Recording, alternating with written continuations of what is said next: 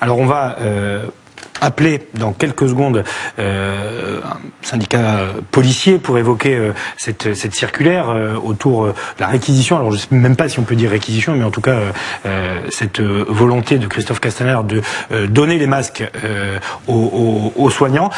Vous êtes avec nous, Laurent Martin de Frémont? Oui, bonjour. Bonsoir, délégué départemental unité SGP Police dans les Alpes-Maritimes.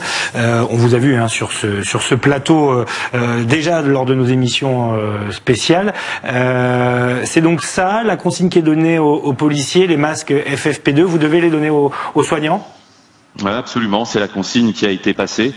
Je vous cache pas que ce qui n'est pas illogique, c'est pas que les soignants ne soient pas dotés de masques, et évidemment.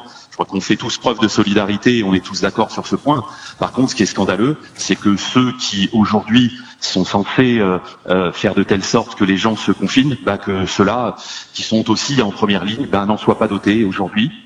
Le peu de masques que nous avions, il va falloir les rendre. Et les policiers aujourd'hui ont le sentiment d'être considérés, je pèse mes mots, comme de la chair à canon. C'est très compliqué parce que, comme l'évoquait tout à l'heure Éric Revel, de deux choses l'une, ça n'a pas échappé aux policiers.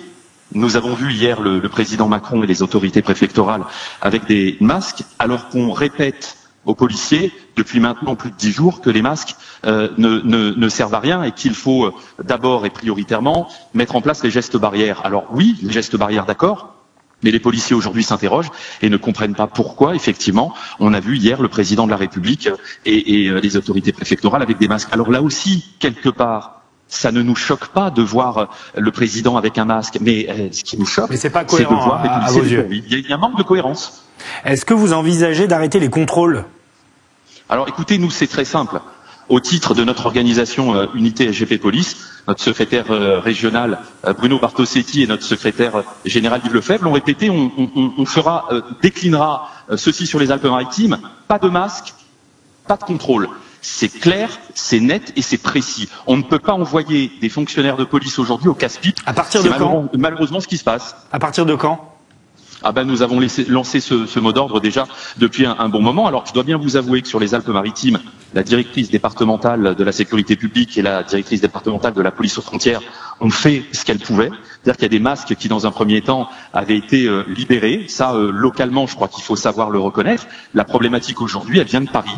Voilà, et Paris aujourd'hui demande de rendre ses masques. Donc pour nous c'est très compliqué, je vais vous dire très honnêtement. C'est un mélange de dépit, de lassitude, de colère, c'est un mélange de tout ça. Voilà. Laurent Martin de Frémont, plus globalement, est-ce que vous avez le sentiment, après plusieurs jours de confinement, que le civisme est plus respecté et qu'il y a moins de gens dans les rues qu'au premier jour et donc moins de verbalisation? Ouais, faut avoir l'honnêteté de reconnaître que les choses se passent un petit peu mieux qu'il y a une petite dizaine de jours. Ceci étant, il y a encore des récalcitrants. Je les avais appelés les stupidios, on pourrait les appeler les abrutis. Il y en a encore quelques-uns, ceux qui ne veulent rien comprendre. On a notamment des difficultés aujourd'hui sur les secteurs difficiles, les quartiers dits populaires, où on a encore des individus qui refusent de se confiner et qui mettent en danger la vie des autres. Là-dessus, c'est très compliqué. Merci beaucoup, Laurent Martin de Frémont. Merci encore une fois d'être intervenu dans cette émission. Retrouvez toute notre actualité sur videopolice.com, la chaîne YouTube d'Unité SGP Police.